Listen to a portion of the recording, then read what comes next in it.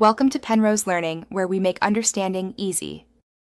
You begin by normalizing the input because consistent letters are essential. Convert everything to lowercase and strip punctuation. Once done, choose a linear scan method. Iterate characters one time and update counts.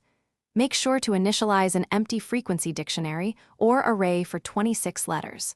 Start scanning immediately. For each letter increment its counter. This first pass prepares the data, so you can reliably identify letters that appear exactly twice without reprocessing the string.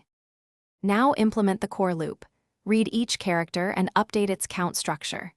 Doing this in a single pass is efficient. It runs in linear time relative to string length. If you need positions, store the first index when count becomes 1 and second index when it becomes 2. Once a count exceeds 2, you can stop recording positions. Keep the loop tight and avoid extra checks. This preserves speed and ensures you only record the information necessary to detect letters that occur exactly twice. Finish by scanning the frequency structure and collecting letters whose count equals 2. Output them sorted or in original order as required. If you stored indices, return those pairs for each letter.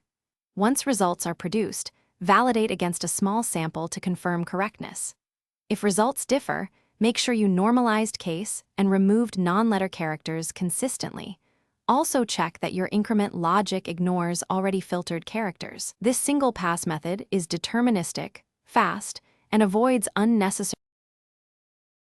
Thanks for watching. If this was helpful, leave a like and consider subscribing. See you next time.